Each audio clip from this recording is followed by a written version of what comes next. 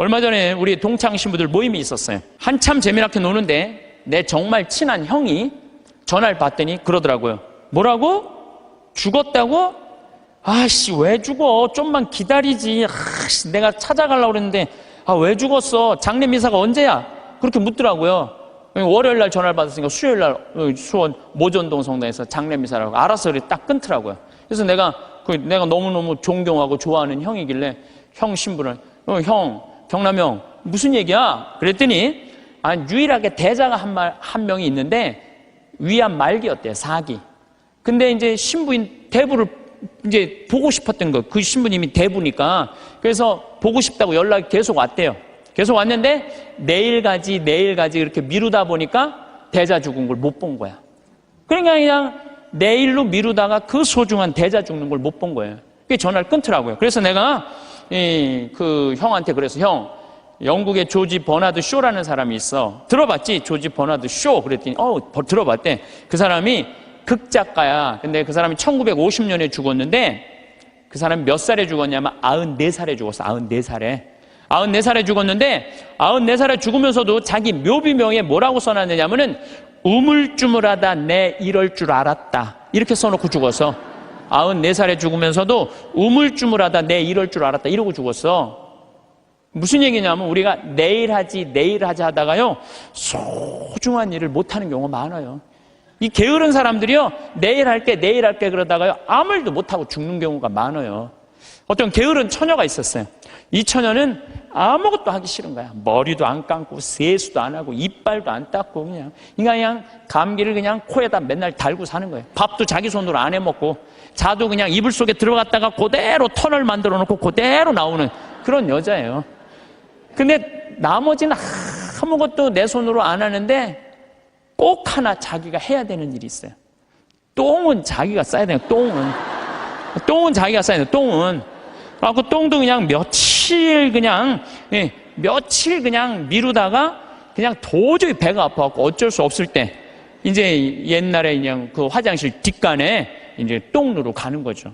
똥을 이렇게 앉아서 팔짱을 이제 다리 사이에 끼고 이렇게 보는데 사는 게 너무너무 괴로운 거, 귀찮고 사는 게 힘들어 귀찮고 죽겠다. 근데 감기가 걸리니까 또 힘을 주려니까 콧물이 쭈르륵 나와갖고 발판에 딱 단 거예요. 발판에 딱 닿는데 웬만한 여자 같으면 손을 꺼내갖고 이걸 훔칠 텐데 여기 무릎 이거 쪼그린 데서 팔 빼는 게 귀찮은 거야. 이렇게 쳐다보고 있는데 구데기가 한 마리 지나가다가 웬 흰 기둥이 있단 말이야. 이게 뭔가 하고 구데기가 타고 올라오기 시작했어요. 막 타고 올라오는 거야. 막 타고 올라오는데 이 구데기까지 날 귀찮게 하네. 그리고 막 코끝에 보일랑 말랑 할 때까지 온 거야. 이제 코끝에까지 막 와갖고 귀찮아 죽겠네. 이제 손을 빼갖고 내가 훔쳐야 되겠다. 그런데 갑자기 바깥에서 노크 소리가 땅땅 들린 거예요. 그랬더니 이 여자 너무 깜짝 놀라고 어떻게 했냐면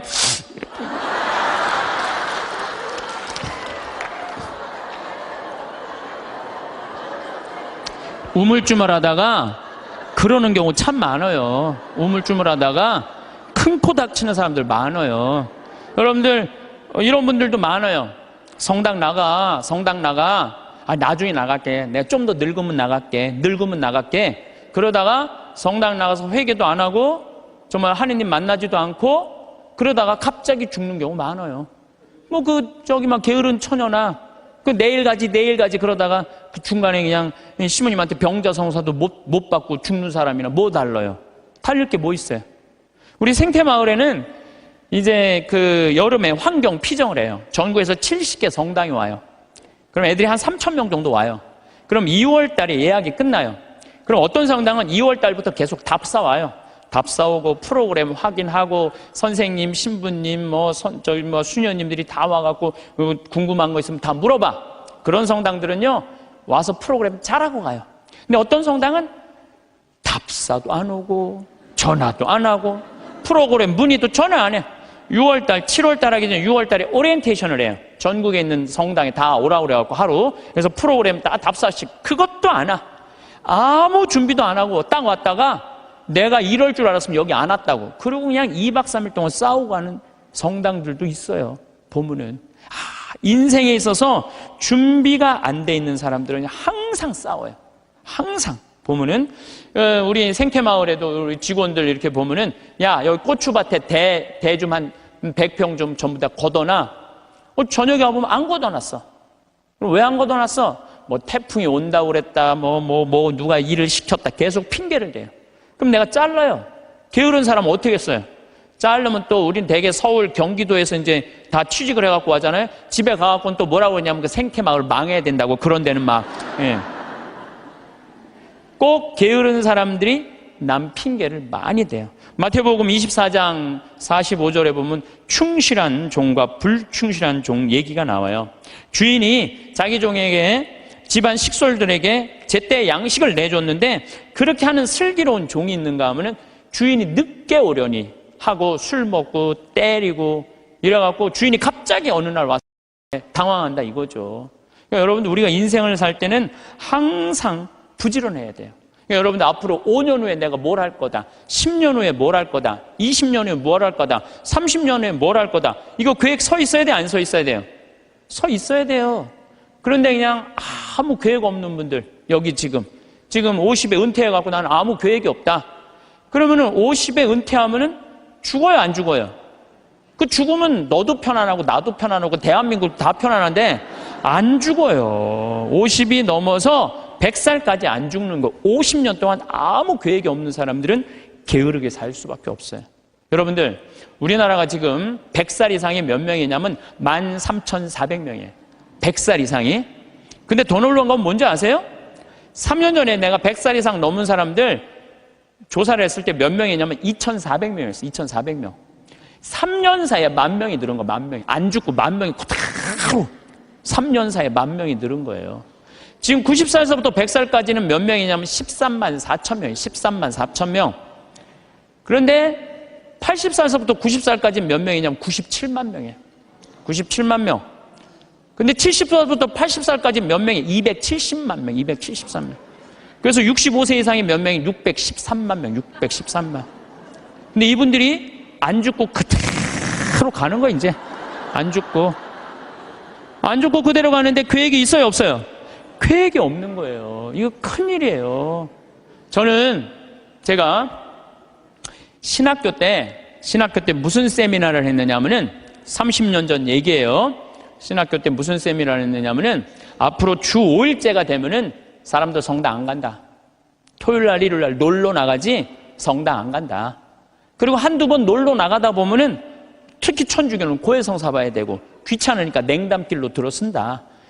프랑스 예를 들었어요. 프랑스는 신자가 95%인데 미사 참여는 8%밖에 안 돼요. 90%가 성당 안 나가는 거야. 우리 한국 천주교도 그 꼴이 올 거다.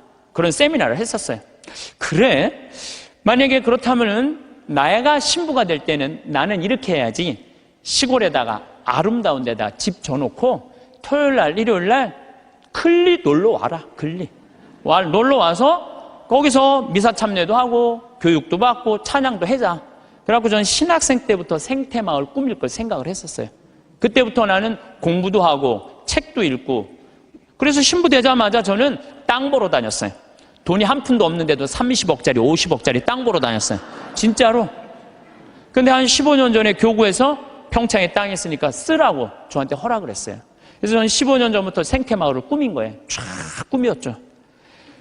이제 지금 거의 이제 제가 이제 신부된 지 20년이 넘었는데 우리 생태마을을 20년 동안 꾸며놓으니까요. 너무 행복한 거예요. 막 봄에는 마로니에, 뭐 자기나무, 그다음에 벚나무, 뭐 별꽃이 다 피는 거예요. 참 아름다워요. 요즘 가을엔 또 단풍이 그냥 기가 막혀요. 그러니까 여러분도 한번 생각을 해봐요. 여러분도 한 5평짜리 내가 정원을 꾸며놨을 때 그 정원이 이쁘면 행복해, 안 행복해요? 근데 내 정원은 15,000평이야. 15,000평. 15,000평이니까 나는 그걸 보고 있으면요. 너무 행복한 거예요. 나는 하느님께서 우주를 창조해. 나는 15,000평을 만드는데 하느님은 우주를 창조했잖아요. 우주를 창조하고 뭐라 그랬어요? 보시니 참 좋았다. 첫날도 보시니 참 좋았다. 둘째 날도 보시니 참 좋았다. 셋째 날도 보시니 참 좋았다. 여섯째 날 마지막 인간 만들어 놓고 보시니 참. 나는 그 느낌 아니까.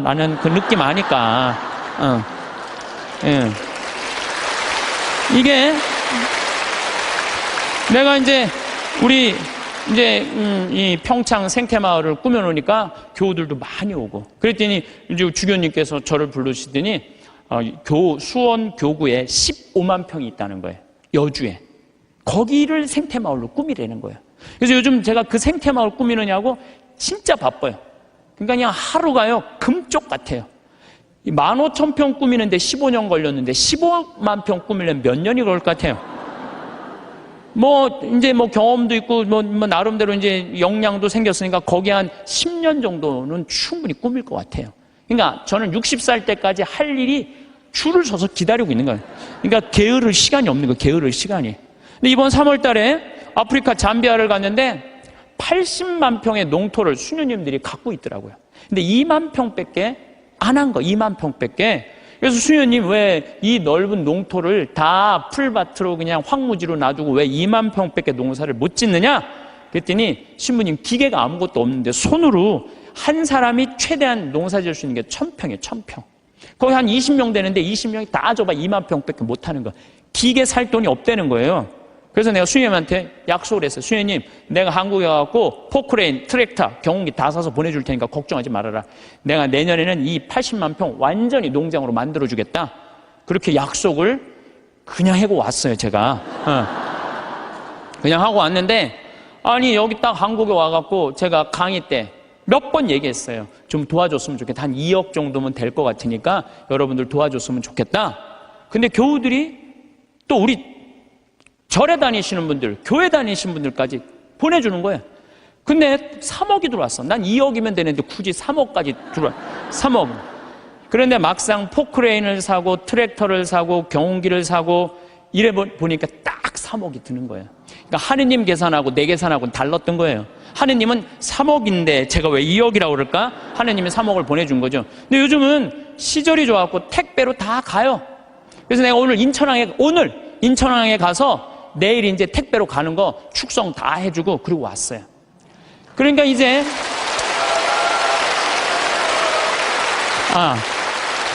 이거는 제가 박수를 받아야 될 게 아니고 정말로 함께 해줬던 그 많은 분들 1,000만 원씩 봉헌해 주신 분들이 받을 박수예요. 저는 아무것도 한 게 없어요. 그러니까 이제 거기 갖고 이제 80만 평 농토를 꾸미고 거기를 나는 대학까지 해줄 생각이에요. 대학까지.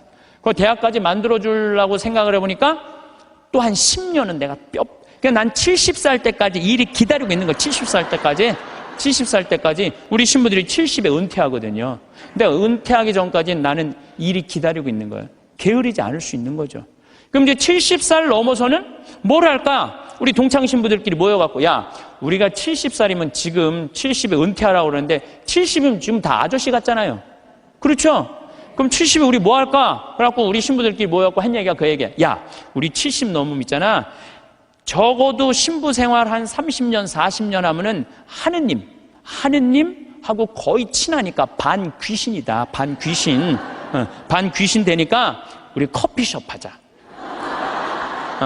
커피숍에서 커피 마시러 오는 사람들, 정말 힘들고 고통스러운 교우들 얼마나 많으냐. 근데 본당 신부님 바쁘니까 면담도 못하고 커피 타주면서 면담하면 앉아서 면담해주고 우리 동창이 20명 되니까 하루에 돌아가면서 해봤자 일주일에 하루만 나가서 일하면 되는데 우리 요즘은 4주8자 커피숍도 많더라. 야, 우리 신부들도 은퇴해갖고 그거 해주자. 제가 그런 얘기 해요.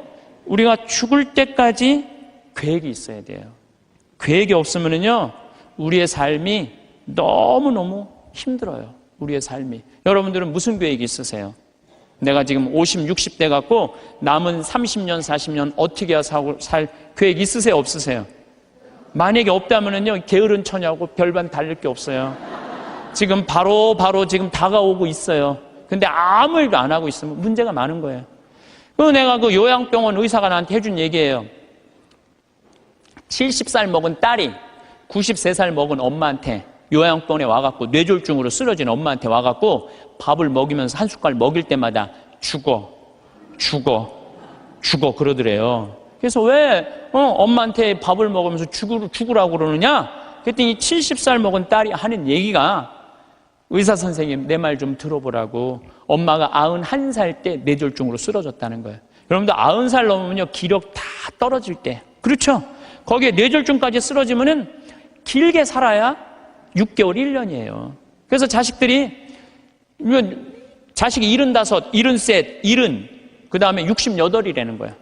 그 자기네들도 자식한테 매달려 사는데 그 90살 먹은 엄마 어떻게 모시냐. 병들은 엄마. 마침 엄마가 7천만 원짜리 전세 살고 있었대. 우리 그 전세 빼갖고 엄마 요양병원에 넣자. 살면 얼마나 살겠느냐. 그래갖고 엄마를 요양병원에 넣은 거예요. 여러분들 근데 이걸 알아야 돼요. 90살 넘어갖고 요양병원에 들어가잖아요. 그럼 의사들이요 안 죽여요. 살려내요. 그래갖고 2년 동안 이 할머니가 안 죽은 거야. 그러니까 7천만 원을 다 쓴 거야. 다 쓰고 난 다음에 이제 병원비를 안 내니까 모시고 가라. 그러니까 오빠가 모셔라. 아니다, 나는 받은 거 없다. 네가 더 받지 않았냐. 나는 없다. 서로 이라고 원수 돼갖고 안 만나는 거야. 70이 넘어서 자식들이. 엄마는 죽지도 않고. 그러니 자식 원수 만들고 91살에 2년 동안 누워서 돈만 축내니 그렇게 살아서 뭐하냐. 그러니 차라리 어떻게 해라? 죽어라. 그래, 죽어. 그러면서 먹이더래요. 이게 여러분들 남의 얘기가 아니에요. 여러분들 얘기예요. 여러분들 우물쭈물하다 내 이럴 줄 알았다. 이 꼴 날 뿐 많아요, 여기. 그냥 아무것도 안 하고, 아무 일도 안 하고. 그래서 저는 여러분들한테 정말 권하고 싶은 거는 내가 자식들한테 정말 늙어서 구박받기 싫으면 지금 운동해야 돼요. 운동을 하는데 무슨 운동을 했냐면 헬스 해야 돼, 헬스. 헬스장에 다녀야 돼요. 나이를 먹으면 먹을수록 헬스장에 다녀요. 미국은요, 헬스장에 다 할머니, 할아버지들이 다 다녀요. 그래갖고 돌아가실 때 6개월 이상 고생하면서 돌아가는 분들이 거의 없대요. 95%가 6개월 이내에 거의 다 돌아가신대요. 근데 우리나라는 치매 걸린 할머니, 할아버지가 거의 58만 명이에요. 58만 명. 610만 명 중에 거의 10%에 달하는 할머니가 똥오줌을 싸고 지금 저 누워 있는 거예요. 그러니 그 가족들이 미쳐요, 안 미쳐요? 미치는 거예요. 그러니까 여러분들도 내가 지금부터 삶의 계획을 잘 짜셔야 돼. 내가 이렇게 살아야 되겠다, 저렇게 살아야 되겠다. 이런 계획이 없으면요 참 힘들어요. 요즘 저는 중국을 이렇게 보면요 걱정돼요. 여러 가지로 걱정돼요. 그러니까 중국이요, 저는 하느님을 믿지 않아서 반성을 하지 않는 나라예요. 쉽게 말하면 회개하지 않는 나라예요. 얼마 전에도 제가 그 중국에서 올린 동영상 유튜브를 봤는데 길 가면서 이렇게 소매치기 할아버지가 잡았어요. 그랬더니 잡았다고 그 할아버지를 길에서 때리는데 한 명도 모르는 척하는 거예요. 한 명도 말리는 사람이 없는 거예요. 이 막대기로 때리는데도. 중국 사람들은 남 일을 관여하지 않는데요. 관여했다가는 더 큰 화를 입어서. 양심이 완전히 없는 거죠. 돈만 벌으면 뭐예요? 요즘 중국이 돈 잘 버는데 이게 회개하지 않으면은, 회개하지 않는 나라 또 있잖아요. 일본도 똑같은 나라예요. 제가 보기에는. 예. 그래서 우리가 정말로 회개를 하고 살아야 된다. 제가 평택에 처음에 32살 때 본당 신부로 나갔을 때 교우들이 거의 4,000명이 넘었어요. 32살에 4,000명이 넘는 본당 신부를 했으니까 얼마나 잘하고 싶겠어요. 주일날 미사가 끝나면은 대미사 한 1,000명 정도 미사 참여를 왔어요. 그러면은 그 미사 끝에 성당 마당에서 그 교우들 손 한 번씩 잡아주려고 한 분도 안 빼고 손을 잡아주면서 눈 마주치면서 일일이 말은 다 못했지만 눈으로 잘 지냈느냐, 잘 지내라, 이런 마음으로 눈인사까지 다 했어요. 그런데 어떤 경우는 또 교우가 손을 붙잡고 지난주에 뭐 우리 집 애가 아파서 병원에 갔다 왔다 뭐 이런 얘기를 하면 또 그 얘기 들어줘야 되잖아요. 그래갖고 이렇게 제가 이렇게 얘기를 들어주면서도 귀는 그분 얘기를 듣고 눈은 지나가는 분들 계속 인사를 이렇게. 그래서 저는 제 나름대로 최선을 다해서 교우들 사랑의 마음을 전했다고 생각을 했어요. 근데 다음 주에 고해소에 들어와갖고 자매 하나가 막 우는 거예요. 신부님, 왜 나를 무시하느냐? 내가 돈이 없어 무시하냐? 아니면 사회적 지위가 낮아서 무시하냐? 내가 세상에서까지 무시받는데 성당에 와서까지 무시를 받아야 되느냐? 아니 그게 무슨 말씀이냐고. 그러면은 이 자매가 하는 말이, 왜 지난주에 내 인사를 안 받냐, 남들 인사는 다 받고. 참, 저는 나름대로 교우들한테 다 한다고 했는데 그 와중에도 내가 그분의 인사를 받지 않았기 때문에 그분은 일주일 동안 내가 미웠던 거야. 내가 믿기도 하고 내가 성당에서 신부님한테 내가 이렇게 무시를 당하고 살아야 되나 굉장히 괴로웠던 거죠. 그래서 내가 그 고해 성사에 머리를 뒤지고 하는 말이 있어요. 그래, 사는 게 죄다. 사는 게 죄야. 사는 게 죄예요. 어떨 때 보면 이쁜 것도 죄예요. 이쁜 것도. 성당에 이쁜 여자 나오잖아요. 그럼 마음 산란해요. 이쁜 것도 죄야. 또 이쁜 여자가 또 그냥 거기서 그냥 막 성당에서 그냥 활동도 하고 막 빛이 나면은요, 더 미운 거죠. 나는 왜 저렇게 이쁘게 태어나지 못했을까? 어떨 때 보면은 이쁜 것도 죄예요. 여러분들은 성당에 열심히 나오고 싶어요. 자녀들 손잡고 남편하고 같이 행복하게 성가정 이루고 살고 싶어. 예수, 마리아, 요셉이 이룬 성가정, 여러분 다 그런 꿈이 있죠? 정말로 다 같이 미사 참여 손잡고 하고 싶은 꿈이 있는데, 자식은 성당 가자고 그러면은 마치 성당 가는 건 구닥다리나 하는 것처럼 엄마나 가라고 그러고 성당 가는 거 무시할 때, 내가 무시당하는 게 아니라 예수님까지 무시당하는 기분 들 때 우리가 너무너무 슬퍼요.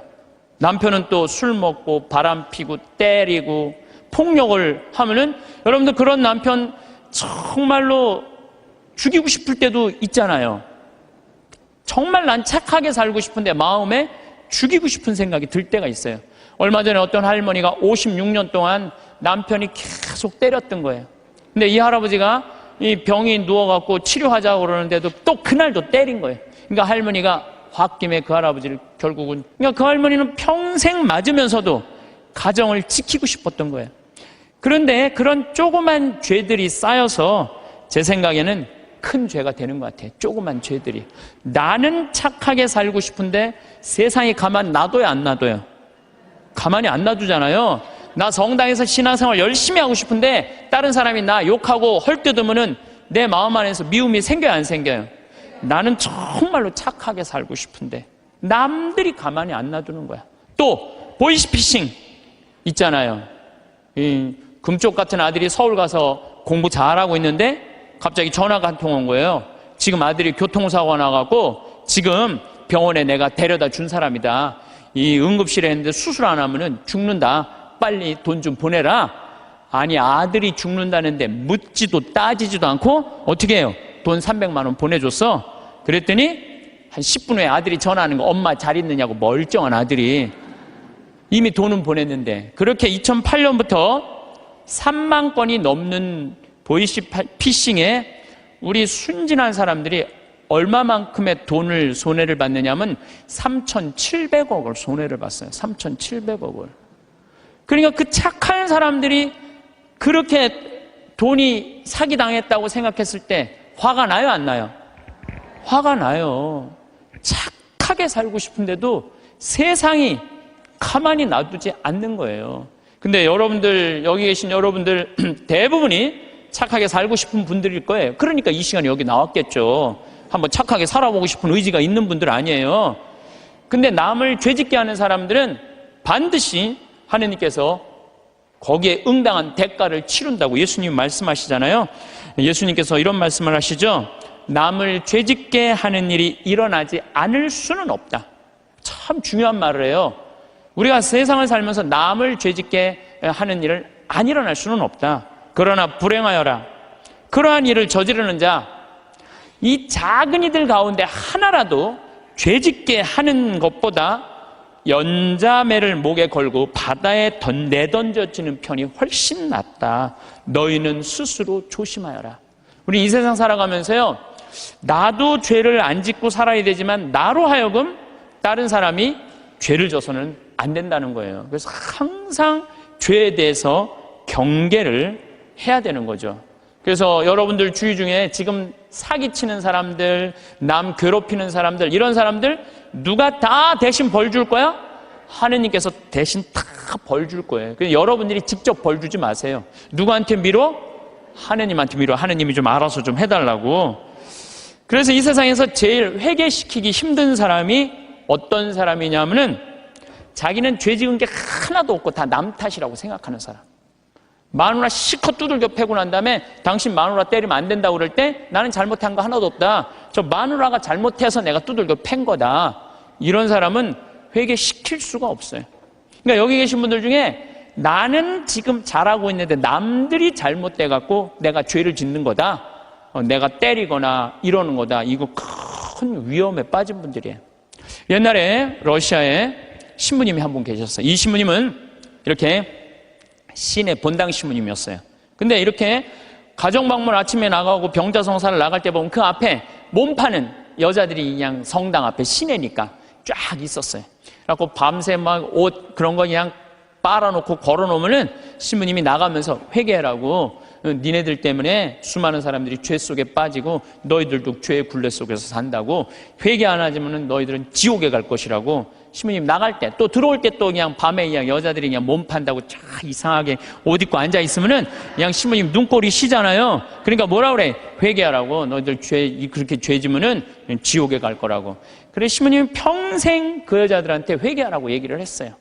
그래도 이 여자는 먹고 살아야 되니까 그냥 신부님이 그럴 때마다 눈물을 흘리고 회개를 했어요. 그런데 신부님이 그렇게 열심히 하늘나라 선포하다가 돌아가셨어요.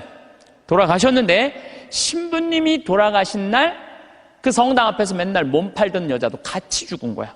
똑같은 날.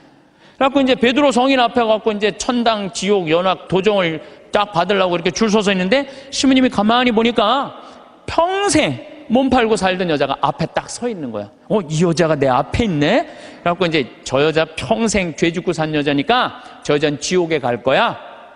그리고 이렇게 있는데 베드로 성인이 그 여인을 보더니 안다는 듯이 싹 웃으면서 이 치부책을 대충 넘기는 거야. 대충 넘기더니 핸대는 소리가 천당 도장을 딱 찍어주는 거예요. 신부님이 뒤에서 기가 막히잖아요. 저 여자가 어떻게 산 거 알면은 천당이라는 도장을 찍어줄 리가 없는데 저런 여자가 천당이면은 나는 만당이겠다. 만당. 저런 여자가 천당이면 난 만당이겠다. 그래갖고 신부님 차례가 딱 됐는데 베드로 성인이 신부님을 딱 보더니 안 됐다는 듯이 이렇게 쳐다보더니 이 장부를 자세히 꼼꼼히 넘기는 거예요. 그러더니 베드로 성인이 신부님은 지옥이라고 지옥 도장 딱 찍은 거예요. 신부님이 따졌죠. 지금 베드로 성인 제정신이냐고. 평생 몸 팔고 산 저 여자는 천당이고 하느님 나라 평생 선포하고 산 난 왜 지옥이냐고. 이유를 대라고. 그랬더니 또 신부님이 또 컴플레인을 하니까 이거 그냥 넘어갈 수가 없어서 그럼 내가 장부를 다시 한번 보겠다고. 그랬더니 그 여자 장부를 막 넘기더니 이 여자 천당 맞다고. 그리고 신부님 장부를 다시 보니까 신부님 지옥 맞다고. 이유가 뭐냐? 그랬더니 베드로 성인이 이런 말을 해요. 이사야전서 1장 18절에 이런 얘기가 있다. 신부님 아느냐? 주님께서 말씀하신다. 오너라, 오늘 시비를 가려보자. 너희의 죄가 진홍빛 같아도 눈같이 희어지고 다홍같이 붉어도 양털같이 되리라. 하느님께서는 아무리 죄를 많이 져도 하느님이 따지기 시작하면은 진홍같이 불러도 눈같이 희어질 거다. 다홍같이 붉어도 양털같이 희어진다. 그리고 내가 2000년 전에 내가 예수님한테 물어본 거 당신 기억 안 나느냐고. 베드로 성인이 이 루카복음 17장 4절에 주님, 제 형제가 죄를 지으면 몇 번 용서해 줘야 됩니까? 17장 4절에는 뭐라고 그러냐면 하루에 7번 잘못해갖고 7번 다 와서 용서해 달라고 그래도 용서해 줘라.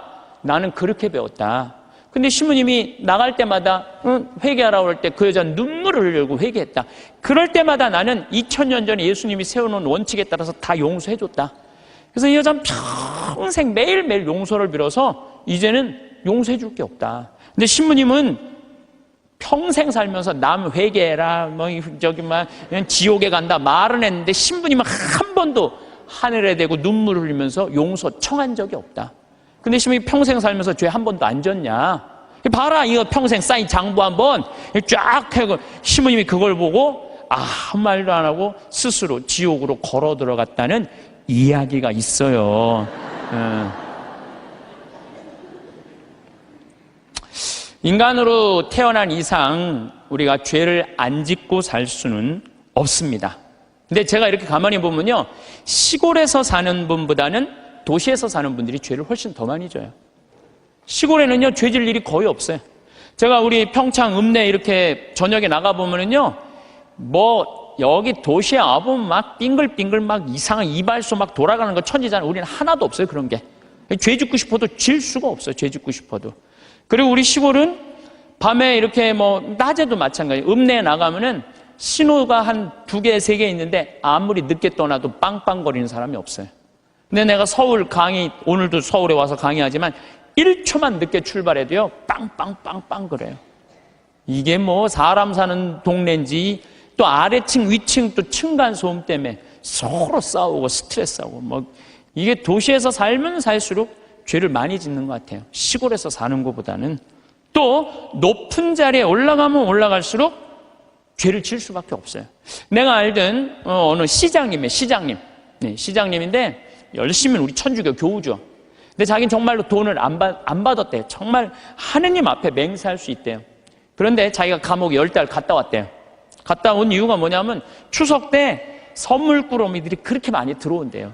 그러면은 선물을 막 다 보낸대요. 그럼 정말 사과 박스 같은 게 들어오면은 그 미처 못 보내고 던지고 가는 사람이 있대요.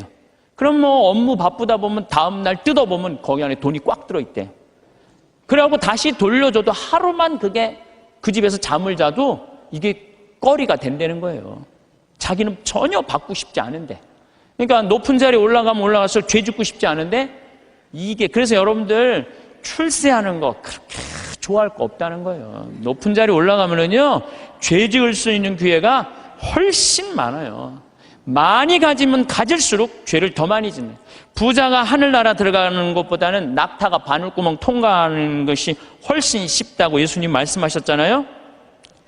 많이 가진 사람 많이 내놔야 돼요. 빌 게이츠, 워런 버핏 이 두 사람이 얼마를 만들어놨냐면 1000억 달러를 만들어놨어요. 1000억 달러. 빌 게이츠는 600억 달러를 내놓고 워런 버핏은 300억 달러를 빌 게이츠한테 줬어요. 자선재단에. 그럼 웬만한 사람이면은 자기가 만들고 싶잖아요. 300억 달러면. 참, 우리나라 전 대통령 300억 원을 냈다고 그러는데 이 빌 게이츠, 워런 버핏은 자기가 관리하지도 않아요. 빌 게이츠한테 줬어요. 왜 그랬냐고 그러니까 나보다는 빌 게이츠가 훨씬 자선 사업을 잘해왔기 때문에 잘할 것 같아갖고 300억 달러를 냈다는 거예요. 얼마나 멋있어요. 그러니까 미국의 부자들은 존경받는 거예요. 근데 우리나라 부자들은요, 이게 내놓는 걸 떼어놔서 안 떼어먹으면 다행일 텐데 이 세금으로 떼어먹으니까 우리나라는 부자에 대한 거부 반응이 있는 거예요. 예수님이 그랬어요. 많이 가진 사람은 많이 내놔야 된다. 많이 가진 사람. 하느님께서 많이 준 얘기는 많이 나누라고 그러는데 이게 여러분들 루카복음 16장에 부자와 나자로 얘기 알죠? 부자는 잘 먹고 잘 살았어. 하다못해 나자로 떨어지는 부스러기도 개가 나자로 종기 핥았어요. 근데 마지막 날에는 나자로는 아브라함 품에서 참 호강을 하고 부자는 뜨거운 불덩이에서 물 한 방울 그것도 못 먹었잖아요. 예수님이 그러잖아요. 살아생전에 너무 고생을 했기 때문에 이 나자로는 호강을 하는 거. 당신은 부자인데 아무것도 나누지 않았고 고생하는 거다. 그러니까 우리가 돈이 많고 출세하면 할수록 뭐에 가까우냐면 죄에 가까운 거예요. 그만큼 뭐가 많아? 책임이 많기 때문에 책임이. 없는 게 속편한 게 있어. 예수님은 이방인, 죄인들, 창녀들이 먼저 천국 간다는 말이 저는 요즘 조금 이해가 돼요. 버림받고 가난하고 빼곡고 힘없는 사람 천당 갈 확률이 많아요. 근데 여기가 지금 수서성당이란 말이에요. 우리나라에서 제일 잘 사는 동네란 말이야. 약간 위험하지 않을까. 그러니까 여러분들은 어떻게 해야 돼? 더 많이 내놔야죠. 그러면 우리가 어떻게 죄를 질 수 있느냐? 우리가 자그마한 죄들이 커서 큰 죄가 되는데 그 자그마한 죄, 우리가 큰 죄로 가는 첫 번째 뭐냐면 게으름이에요. 게으름. 덴마크 속담에 이런 얘기가 있어요. 젊어서 게으름은 늙어서 도적이 된다고 그래요. 게으른 사람이요, 다 남 욕하고 비난하고 사기치는 거예요. 대부분이. 사도 바오로가 데살로니가 후서 2서 3장 16절에서 5절에 이런 얘기를 해요. 무질서하게 살아가면서 우리에게서 받은 전통을 따르지 않는 형제는 누구든지 멀리 하십시오. 우리는 여러분과 함께 있을 때 무질서하게 살지 않았고 아무에게서도 양식을 거저 얻어먹지 않았으며 오히려 여러분 가운데 누구에게도 폐를 끼치지 않으려고 수고와 고생을 하며 밤낮으로 일하였습니다. 사도 바오로도요, 하느님을 전하면서도 교우들한테 폐 끼치기 싫어갖고 어떻게 밤낮으로 그물 짜는 일을 했다는 거예요. 그물 짜는 일. 사람은요, 일을 해야 돼요. 일 안 하는 사람들이 다 남 탓하고 남 비난하고 이러는 사람들, 일 안 하는 사람들이, 사실 우리는 여러분 곁에 있을 때 일하기 싫어하는 자는 먹지도 말라고 거듭 지시하였습니다. 일하기 싫어하는 사람은 먹지도 말라 이거예요. 그런데 듣지 않니 여러분 가운데 무질서하게 살아가면서 일은 하지 않고 남의 일에만 참견만 하는 자들이 있다고 합니다. 일 안 하면 할 일이 없는데 뭐 할 것 같아요? 참견하는 거예요. 여러분들 50, 60 넘어갖고 부부싸움 왜 하는 줄 알아요? 남편들하고 부부싸움 왜 하는 줄 알아요? 할 일이 없으니까. 할 일이 없으니까 싸우는 일밖에 없는 거예요. 그냥 아내 뭐 반찬을 왜 이렇게 했느냐, 청소를 이렇게 했냐, 그냥. 그러니까 젊었을 때 그냥 제발 일찍 퇴근하라고 그래도 그냥 일찍 집에도 들어오지 않더니 늙어선 굳이 집에 들어오지 않아도 되는데 그냥 때 따라 철 따라 그냥 집에 들어와갖고 그냥 일이 없으니까 챙겨내는 게 일이. 그런 사람들에게 우리는 주 예수 그리스도의 이름으로 지시하고 권고합니다. 묵묵히 일하여 자기 양식을 벌어 먹도록 하십시오. 오늘도 내일도 아무 계획이 없거나 일이 없으면 사는 게 지겨워요. 일이 없으면 지겨워요. 우리는 저는 어렸을 때 시골에서 농사 졌어요. 옛날에는요, 다 일해야지 먹고 살았어요. 전 7살 때 벼를 뱄어요.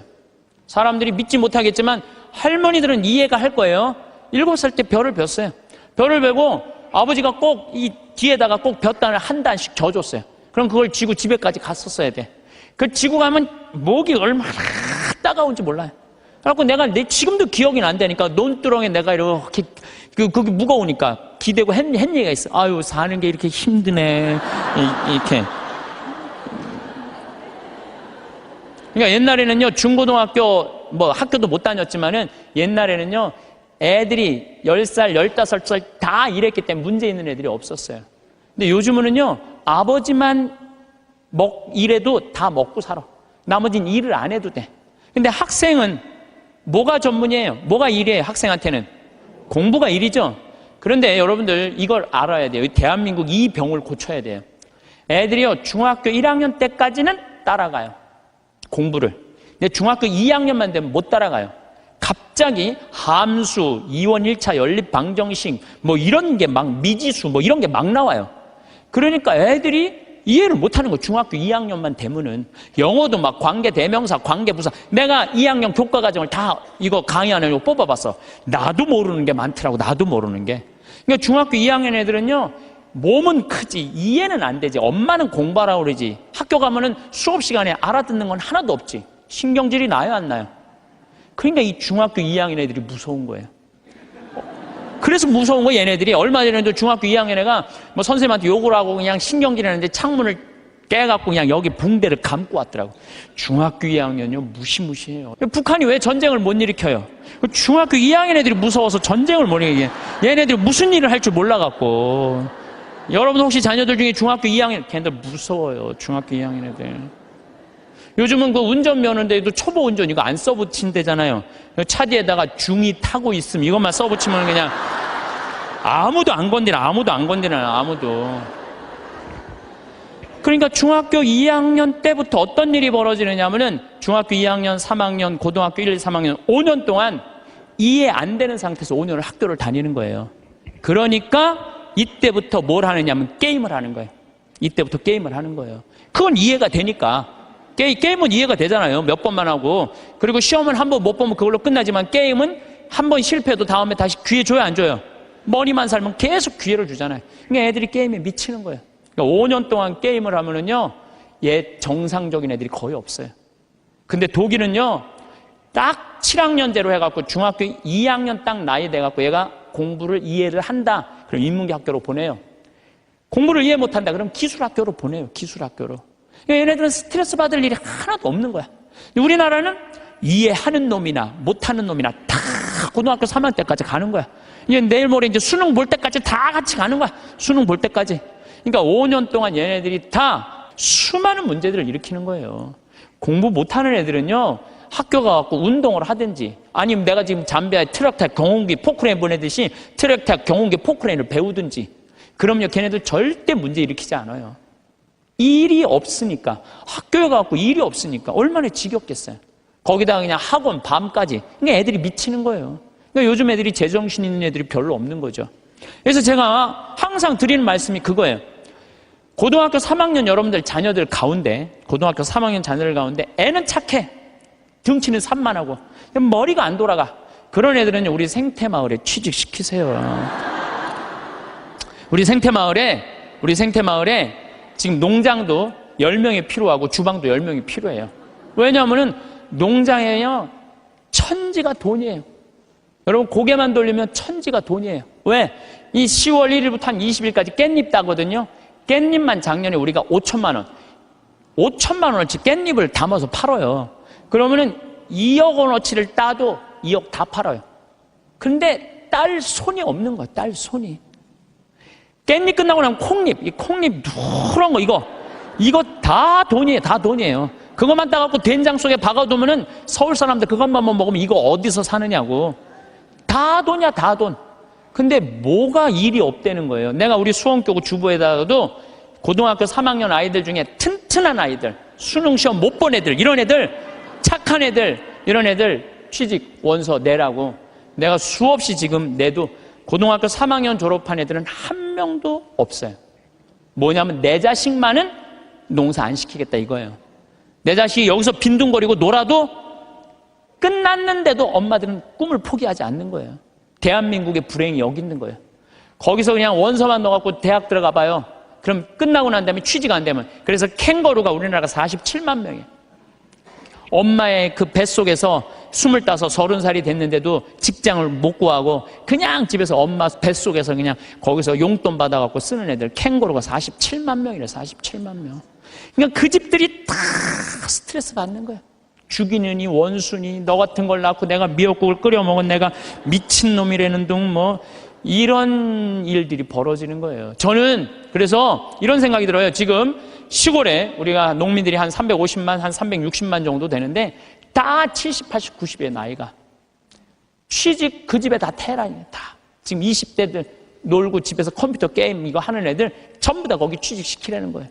뭐 국가에서 월급도 좀 주고 그래갖고 앞으로 블루오션은 농업이에요. 농업이 블루오션이에요. 사람이요 일을 해야지 죄를 안 져요. 일하는 사람은요 남 탓할 시간 없어요. 남 핑계 댈 시간 없어요. 일이 막 하는 사람들 하루하루가 금쪽 같은데 남 욕할 시간이 어딨어. 아무것도 할 일 없는 사람이 대통령부터 저 밑에까지 다 욕하는 거예요. 온갖 거 다 참견하면서 다 일 없는 사람들이 남 욕하는 거지 일 있는 사람은요 남 욕할 시간이 없어요. 그래서 우리가 진짜 무서운 거는 일을 안 하는 거다. 요즘 일하고 싶어도 일자리가 없다고들 하는데 우리나라들 중소기업, 농촌 천지가 일손이 모자라요. 우리 형님도 뭐 큰 형님도 한 40명 정도 공장에서 데리고 일을 하는데 우리나라 아이들은요 일주일만 하면 다 내던지고 간대요. 그러니까 우즈베키스탄, 파키스탄 뭐 이런 데서 방글라데시 얘네들 쓸 수밖에 없다는 거예요. 나도 한번 공장에 가보니까 까만 애들이 그냥 눈이 그냥 하얀 애들이 막 이런 애들이 다 일을 하더라고요. 그러면서도 우리는 일자리가 없다고 이러니 이게 얼마나 얼마나 답답하냐 이거예요. 여러분들 섹스피어는 이런 얘기를 해요. 잠자는 거인보다는 부지런한 난장이가 낫다로래. 아무리 능력이 뛰어난 자라도 부지런한 사람을 이길 수가 없어요. 그러니까 여러분들 자녀들 중에 대학을 나왔어. 최고의 교육을 받았어. 근데 일을 안 하면요 아무 소용이 없는 거예요. 고등학교, 중학교 나왔지만 열심히 일하면요 얘네들이 훨씬 낫다는 거예요. 근데 우리나라는 노동의 신성한 가치를 꼭 펜대를 굴려야지 훌륭한 사람이란 이 머릿속에 이 게으름 때문에 대한민국이 죄 속에 드는 거예요. 저는요 노름하고 게임하고 다 뭐 때문에 일이 없어서 일만 하면요 이런 죄들 싹 없어져. 우리 저기 뭐 농장 직원들이 하는 얘기가 있어요. 해만 지면 잔다는 거지. 아무 생각 없이 사는 거야. 아무 생각 없이. 해만 지면. 그냥 밭에 나가서 그냥 일하고 그냥 해만 지면 자고 다음날 일어나고 또 해만 지면 자고 해만 지고 자. 얼마나 좋아요. 근데 아침부터 아무 할 일이 없어. 힘은 흘러 넘치는데 어떻게 했어요? 죄질 수밖에 없는 거죠. 그래서 작은 죄들이 모여서 큰 죄가 되는 거예요.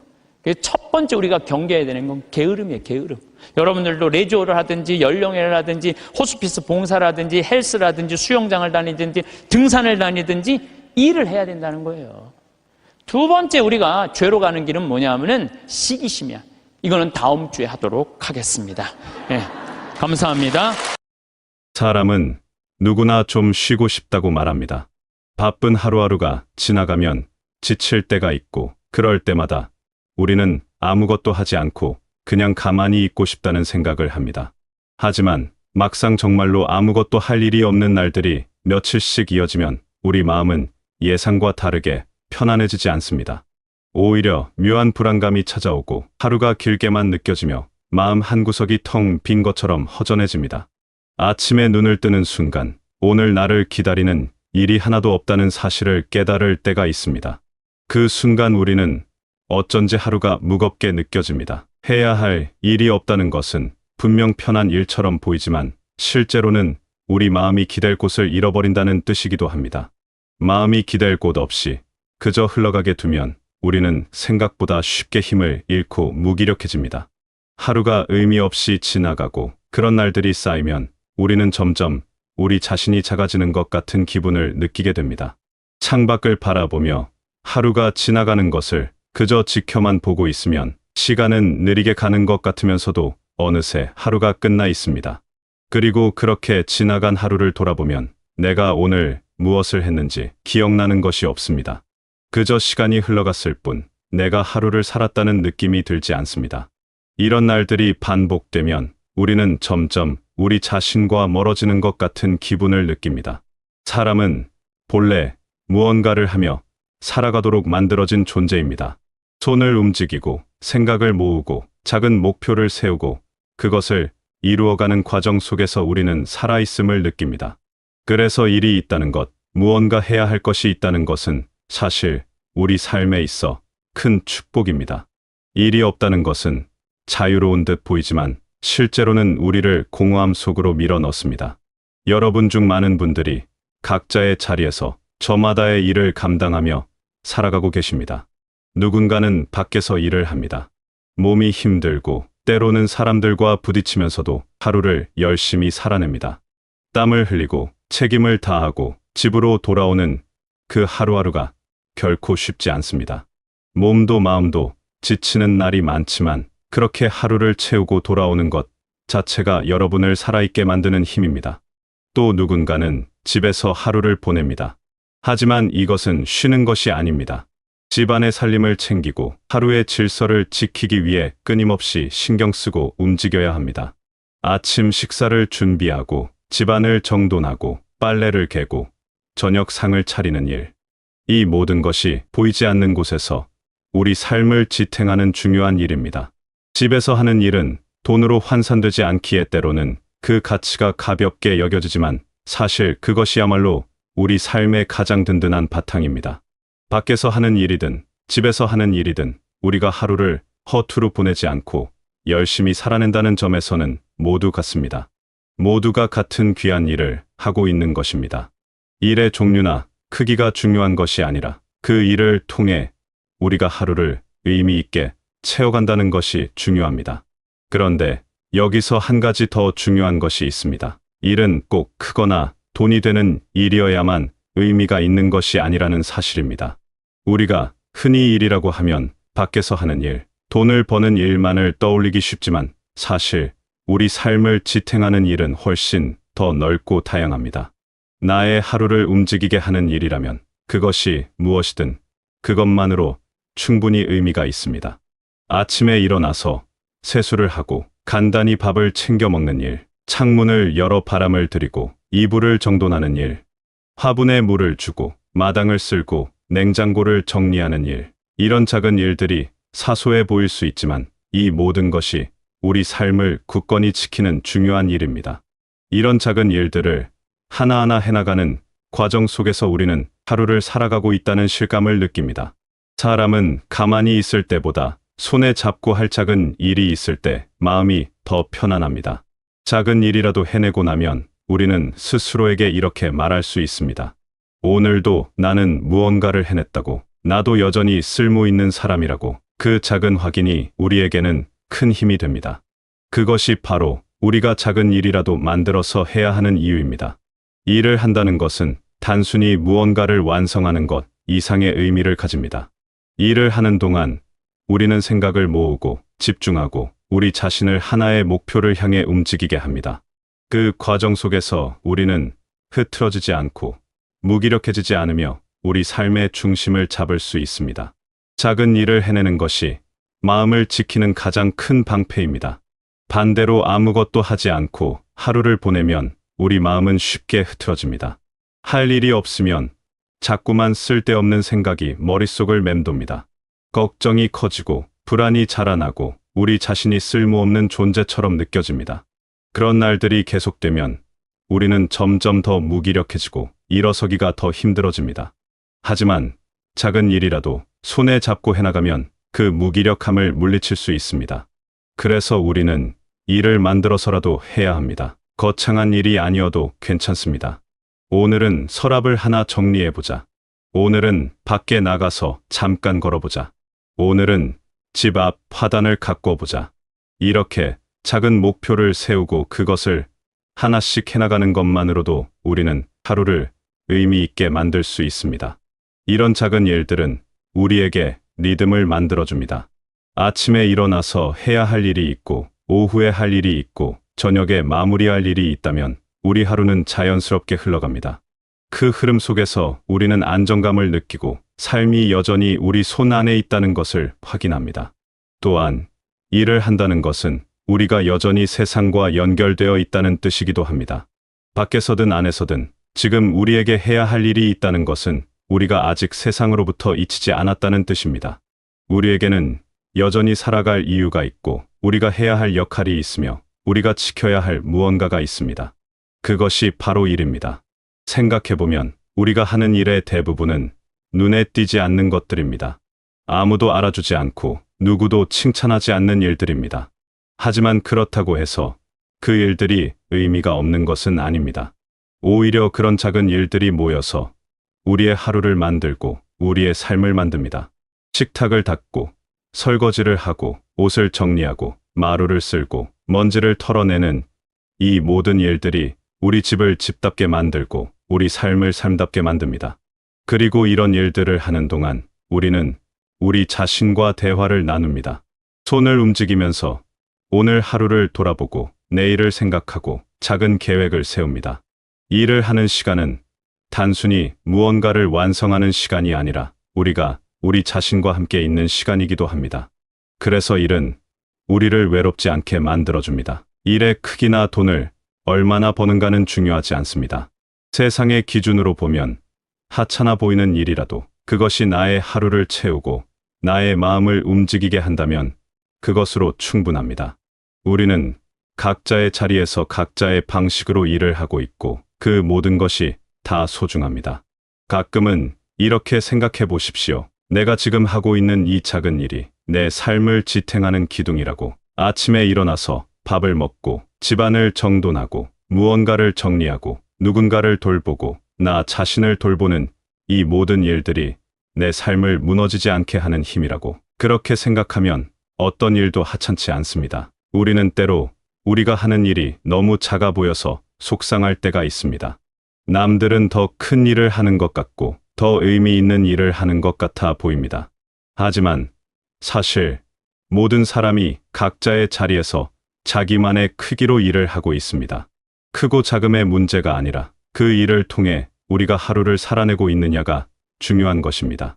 그리고 무엇보다 중요한 것은 일이 있다는 것 자체가 축복이라는 사실입니다. 우리는 때로 일이 힘들고 버겁다고 느낍니다.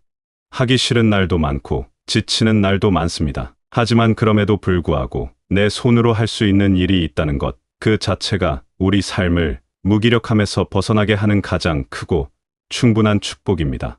일이 있다는 것은 우리가 아직 살아있다는 뜻이고 우리가 아직 무언가를 할 수 있다는 뜻이며 우리가 여전히 이 세상에 필요한 존재라는 뜻입니다. 그것은 우리에게 희망을 주고 힘을 주고 앞으로 나아갈 이유를 줍니다.